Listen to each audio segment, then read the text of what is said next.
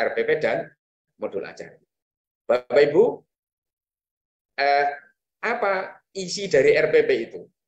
Ya, di kurikulum Merdeka itu isi di RPP itu satu, simple ya Bapak Ibu, tujuan pembelajaran.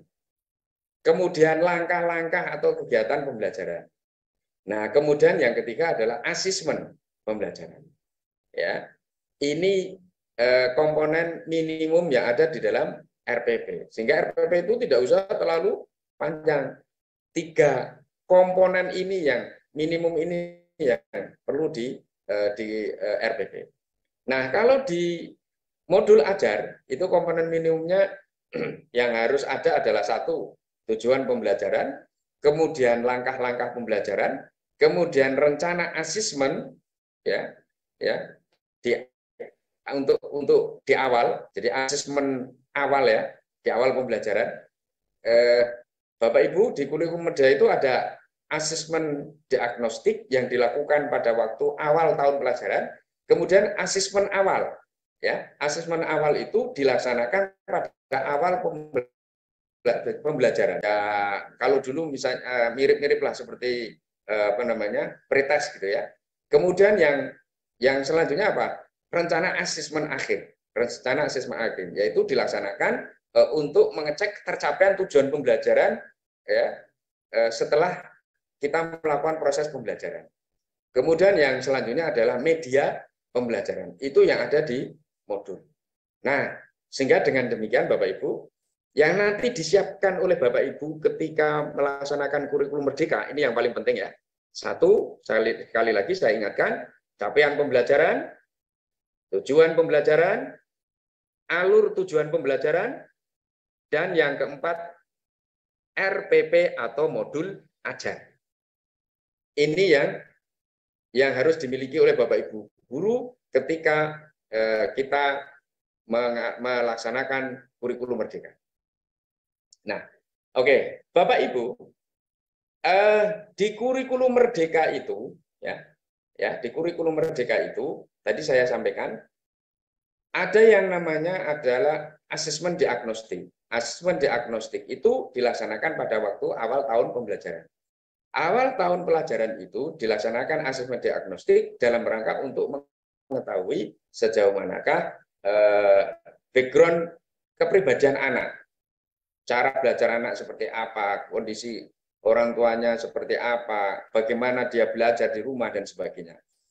Nah, pada waktu kita melakukan proses pembelajaran, maka diawali yang disebut dengan asesmen awal, yaitu asesmen ini adalah untuk untuk mendapatkan informasi tentang kesiapan belajar peserta didik. Ya. Nah, ini untuk mengukur sejauh mana kompetensi yang dimiliki oleh peserta didik ketika kita akan melakukan proses pembelajaran. Nah, apa gunanya di asesmen awal itu? Asesmen awal ini digunakan untuk melakukan diferensiasi pembelajaran, yaitu untuk melakukan pembelajaran kepada peserta didik sesuai dengan kompetensi yang dimiliki. Maka di dalam istilah baru di kurikulum Merdeka ini ada yang namanya pembelajaran berdiferensiasi, yaitu pelaksanaan pembelajaran yang disesuaikan dengan keadaan peserta didik, tetapi dengan tetap memberikan hak pendidikan yang sama untuk semua peserta didik sesuai dengan kebutuhan dan perbedaan peserta didik itu. Jadi Bapak Ibu, setelah kita melakukan proses asesmen awal, kemudian kita lanjutkan dengan melakukan proses pembelajaran berdiferensiasi yang didasarkan dari asesmen awal yang kita laksanakan pada waktu awal pembelajaran. Nah, Bapak Ibu, konsep pembelajaran berdiferensiasi apa? Oke, Bapak Ibu, masing-masing peserta didik itu mempunyai minat, mempunyai kesiapan belajar, kemudian dia juga punya profil belajar yang berbeda-beda. Minatnya masing-masing peserta didik itu lain. Ada yang sangat berminat misalnya di eksak, tapi ada juga yang berminat di di seni, atau ada juga yang minatnya di sosial ya, misalnya begitu. Kesiapan belajar masing-masing peserta didik itu juga berbeda-beda Bapak Ibu. Ada yang dia sudah mampu ya, karena dia pinter di mata pelajaran fikih, karena mata pelajaran fikih ini kan ya untuk mata pelajaran agama misalnya fikih, akidah, akhlak ini kan materinya hampir sama. Nah, itu apa namanya? Mereka itu karena sudah pinter, maka dia punya kompetensi. Nah, ada yang pinter fikih itu ketika dilakukan asesmen awal, dia bisa bisa menguasai kompetensi itu secara baik. Tetapi ada juga karena dia itu belum bisa menguasai betul, maka dia belum mempunyai kompetensi di bidang itu. Nah, sehingga dengan demikian kesiapan masing-masing siswa ini berbeda dengan satu dengan yang lain. Kemudian profil belajar mereka. Ada yang dia itu memang karena fasilitas di rumahnya itu punya kesempatan karena orang yang mampu misalnya punya kesempatan belajar yang lebih banyak. Ada juga anak-anak yang barangkali karena membantu orang tuanya dia apa namanya tidak punya kesempatan untuk belajar yang lebih banyak. Nah, sehingga disinilah keragaman peserta didik. Ya, jadi masing-masing peserta didik itu punya keragaman yang berbeda-beda. Nah, Bapak Ibu, maka ketika kita sudah mengetahui itu, maka di dalam diferensi pembelajaran itu kita bisa melakukan diferensiasi pembelajaran melalui konten, ya. Konten. Misalnya ketika kita memberikan pembelajaran pada anak dari sisi materi, karena materi anak yang tadi dikuasai berbeda-beda, maka disinilah kita bisa memberikan treatment kepada masing-masing anak itu yang berbeda-beda dari sisi materinya. Kemudian dari sisi prosesnya, proses pembelajarannya yang disesuaikan dengan kemampuan. Karena mungkin anak-anak itu ada yang memahami praktek sholat, ya, praktek sholat. Ada yang sudah memahami secara baik, tetapi ada juga yang belum memahami. Nah, ini ada perbedaan ketika kita melakukan proses pembelajaran. Kemudian dari sisi produk, ya, dari sisi produknya, ada anak yang sukanya itu apa ya, menulis, ya, menulis ya. Ada juga anak yang dia itu lebih suka berbicara.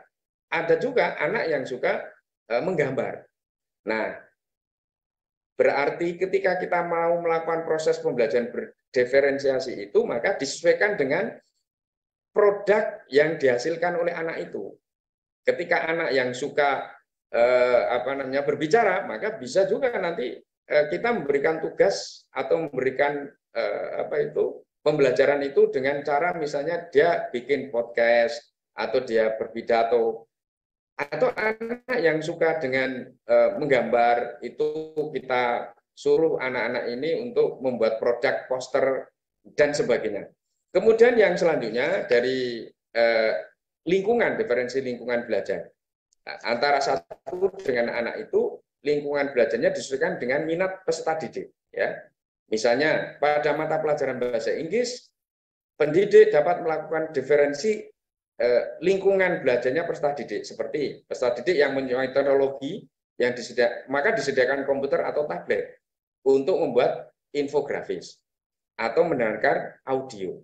Tapi bagi peserta didik yang gemar membaca, maka dia diberi kesempatan untuk membaca itu di perpustakaan. Dan bagi mohon izin Pak Sis, waktunya tinggal 2 menit Pak Sis. Oke, terima kasih Pak Taufik. Ini agak cepat sekali.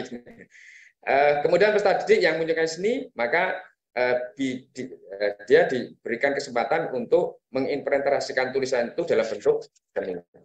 Bapak Ibu, mohon maaf karena sebetulnya materinya itu sangat banyak, tetapi karena saya diberi waktu oleh Pak Taufik hanya 45 menit, mohon maaf apabila saya memberikan materi ini agak terlalu cepat, tapi saya berharap bahwa apa yang saya sampaikan ini Bapak Ibu justru penasaran sehingga nanti kita bisa berdialog dan kita bisa sharing bersama dalam rangka untuk kita memahami pembelajaran paradigma baru di kurikulum Merdeka kali ini.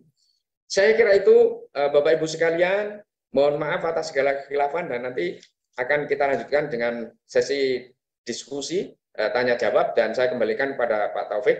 Akhirul kalam, wallahul muwaffiq ila aqwamit thoriq. Wassalamualaikum warahmatullahi wabarakatuh. Waalaikumsalam warahmatullahi wabarakatuh. Tepuk tangan yang meriah Bapak Ibu, luar biasa paparan dari Pak Muhammad Siswanto merumuskan